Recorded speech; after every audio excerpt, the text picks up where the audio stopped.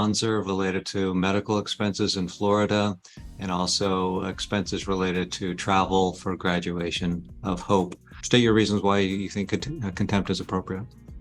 Sure, Your Honor. Just that they moved to Florida, and that John had made some pretty big promises to Hope to get her to move to Florida with him. She did not really want to go. He has, assured the Ann Height that, he would pay for her round trips to come home for vacations, which did not happen, and was found in contempt for March when she came home because he did not pay. And moving forward, going to graduation, I had asked that, Hope, pick us up, as she had a broken car. And so I said, well, can you have your dad? Sponsor related to medical expenses in Florida and also expenses related to travel for graduation of Hope.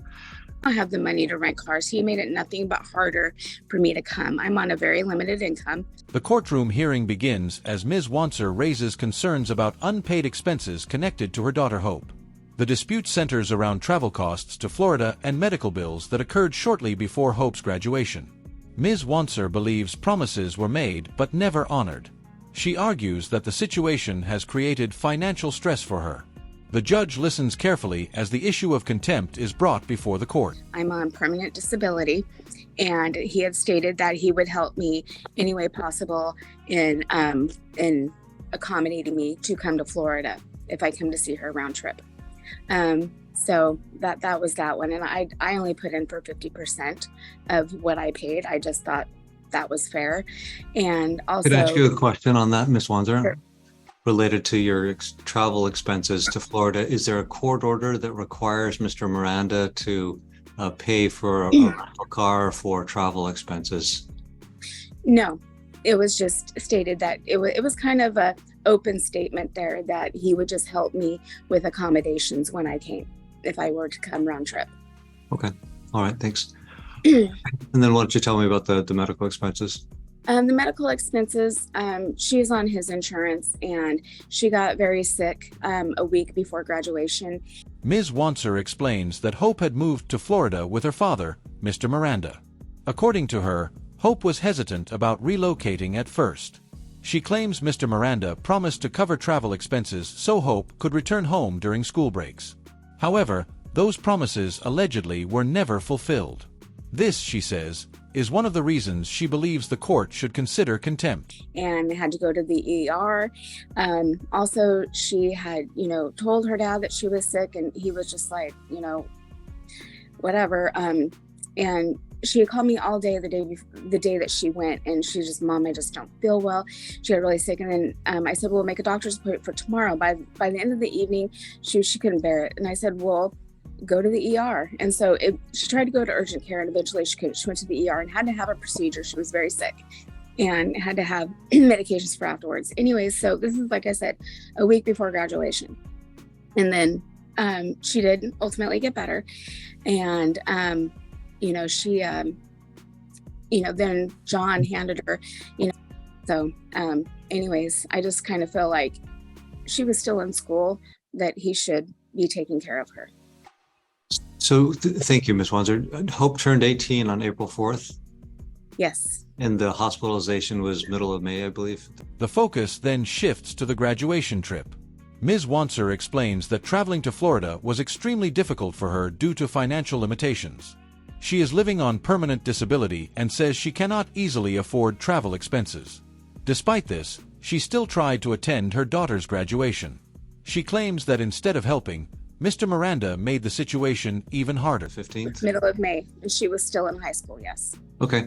And the temporary child support order, I saw that the child support order related to uninsured medical expenses was dated December 14th of 2012. So that's the document that I'm looking at. Is that the same document you're looking at that relates to uninsured medical expenses? I'm unaware about any, yeah, I think so, but there was the child support was completely stricken. I don't see that order of 2012 was ever stricken, so it's still in effect. All I know is that there was never any child support. John had waived it. We had decided together that we had waived it. Also, and is there an order that says that child support was waived? No, we did it privately Okay. All right. with support enforcement. Okay.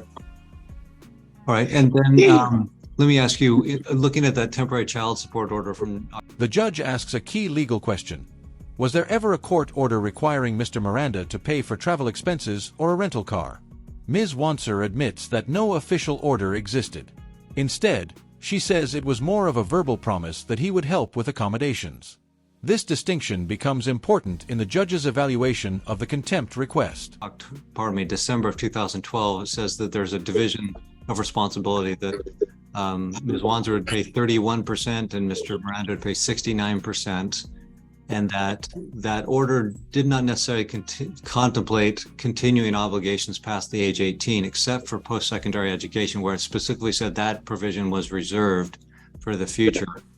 So if my understanding and assuming that order is still in effect, there's not an explicit provision that says that past age 18, the uninsured medical expense is obligatory on both parties. What's your response to that? Can you help me understand your? Well, my response to that is that she was still in primary, she was still in high school. So if you're going to extend it through secondary school, wouldn't it? I mean, doesn't that apply through high school? Well, the one specific thing that said that was reserved for future ruling would be post-secondary support, post-secondary schooling. Attention then turns to the medical emergency involving Hope. Just 1 week before graduation, Hope became seriously ill. Ms. Wanser says her daughter called her repeatedly throughout the day complaining about severe pain. At first, they tried to schedule a doctor's appointment. But by evening, Hope's condition had worsened dramatically. So that was reserved, so there's no explicit mention of it at that time.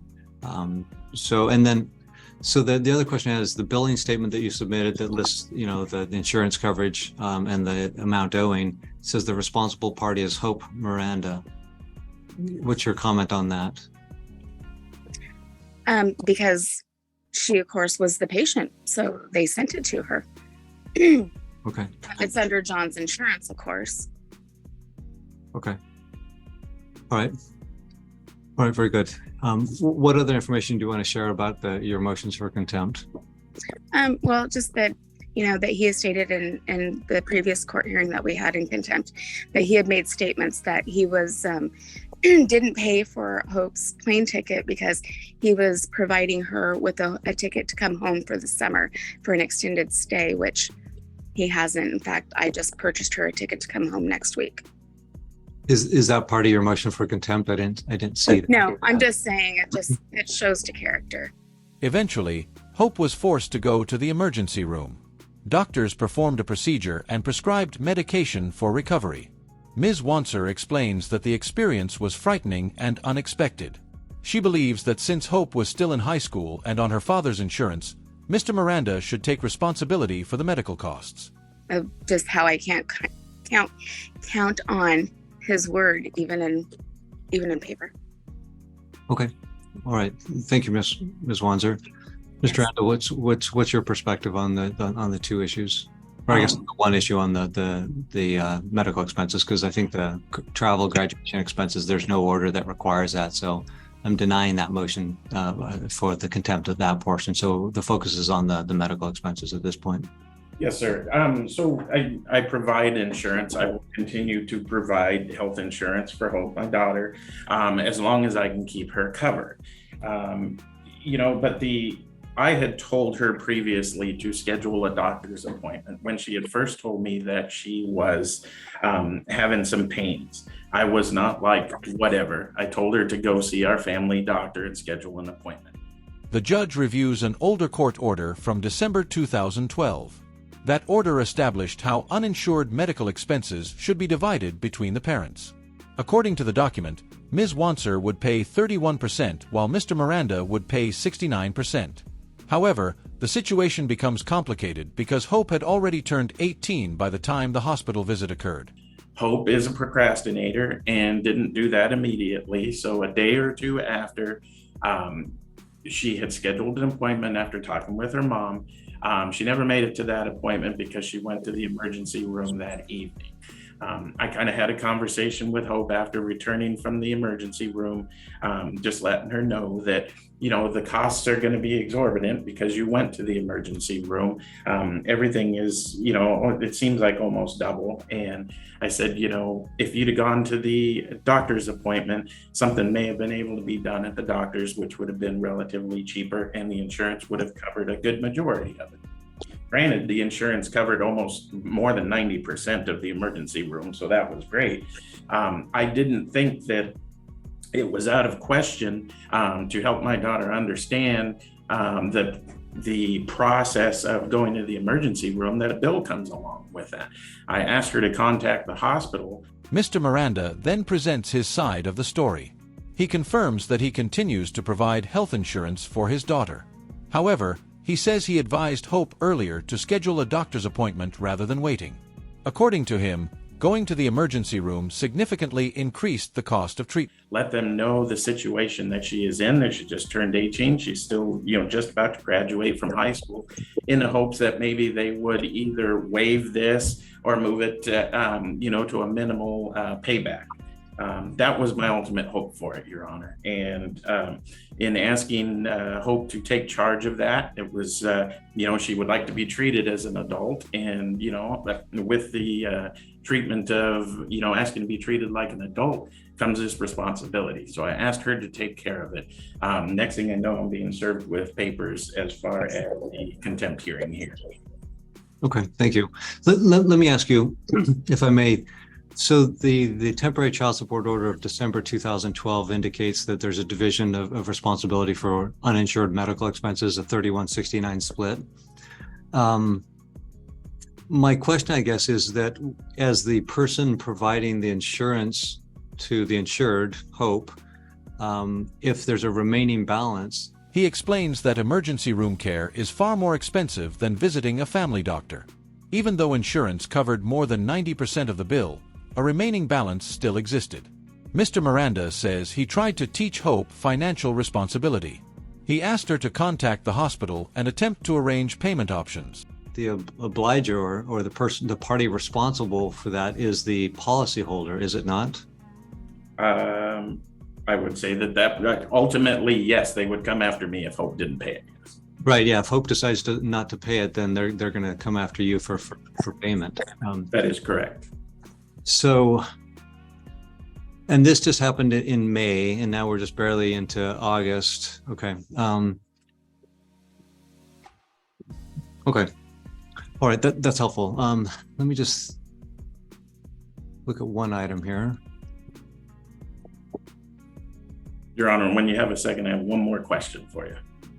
I'm ready. Go ahead. I was just wondering, now that Hope is 18, has graduated high school, and, she is working, when is she actually considered an adult, and where does our parenting agreement kind of end? The judge carefully examines the legal responsibilities involved. Because Mr. Miranda is the insurance policyholder, he acknowledges that the hospital could ultimately seek payment from him if the bill remained unpaid. However, the court must determine whether the existing support order still applies after Hope turned 18. When she is, considered an adult. So there's a parenting plan that was issued on September 30th of 2022. And then when a person turns 18, the parenting plan is done. Because she's a person of age of majority at this point. She's no longer a minor. Thank you, sir. All right. Ms. Wanzer, do you have any just brief response? Not really, Your Honor, just that, I've been on disability now for a few years, and I live on, minimal funds, obviously, because they don't pay very much. So I just feel like, John has taken every advantage that he can of me in the past and still does. So that's just, that's pretty much it. Okay. All right. Thank you. All right. So there are two grounds which Ms. Wanzer brought a motion for contempt. The first was Another legal clarification arises during the hearing. The judge explains that parenting plans usually end once a child reaches the age of majority, which is 18. At that point, the child is legally considered an adult. However, Financial responsibilities related to prior court orders can sometimes continue under certain circumstances. Travel expenses to Florida. So any order or any motion for contempt necessarily needs to be based on a court order, and then the allegation needs to be that a person violated or did not follow that court order. So as I mentioned earlier, there was no court order that required Mr. Miranda to make any expenditures related to travel for the graduation trip or what have you. So I'll deny that portion of the contempt. The other portion is that the medical expenses for the emergency room visit. It sounds like she wasn't doing well for a period of time. There was encouragement to take a different action. She got the help that she needed, whether it was timely or maybe a little later than hoped for. And then there's about a $1,100 bill that's outstanding. So After reviewing the evidence, the judge delivers the ruling. The contempt claim regarding travel expenses is denied because no court order required Mr. Miranda to pay for those costs. However, the medical expenses must still be shared under the terms of the 2012 order. The hospital bill of about $1,498 will be divided according to the 31% and 69% split. Child support and health insurance is a little bit different in that health insurance generally parents can keep their children on their coverage up until about age 25 is pretty common across the country. And here we have Mr. Miranda's indicating that he's the obliger, he's the contracting party with the insurance company. So eventually they would come after him for the balance. But here there is an existing temporary child support order. It's temporary and it's old, but it's from 2012. It requires Ms. Wanzer to pay child support, but we're not here on that issue. We're here on that says that if there's uninsured medical expenses, then there's a split of 31% and 69%. So there's no clear indication that the child support obligation ends at age 18, because it's often common that children will turn 18 and still be involved in educational pursuits at the secondary level, high school. In the end, the judge denies both contempt motions but clarifies each parent's responsibility for the medical bill. Ms. Wanzer expresses concern about her ability to pay her portion due to limited income. The judge suggests she contact the hospital to arrange a payment plan. With that guidance, the hearing comes to a close, leaving both parties with a clearer understanding of their obligations.